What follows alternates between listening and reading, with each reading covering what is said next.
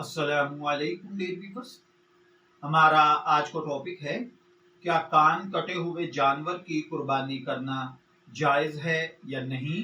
तो देखिए भाइयों और बहनों, उलमाए अहनाफ के नज़दीक अगर किसी जानवर के दोनों कान या एक कान मुकम्मल तौर से काट दिया गया हो या एक कान का तिहाई से ज़्यादा हिस्सा कटा हुआ हो तो इसकी कुर्बानी जायज़ नहीं है, और अगर तिहाई या इससे कम कटा हुआ हो तो उसकी कुर्बानी जायज़ है। इसी तरह जिस जानवर के दोनों कान का थोड़ा थोड़ा हिस्सा कटा हुआ हो और दोनों को जमा करने के बाद तिहाई से ज़ायद मिकदार को पहुंच जाए तो भी उसकी कुर्बानी जायज़ नहीं है।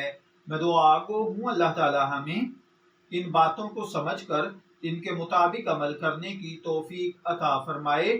शब्बीर अहमद को इजाज़त दीजिए, फिर हाजिर होंगे किसी नए टॉपिक के साथ। तब तक के लिए अल्लाह हाफिज।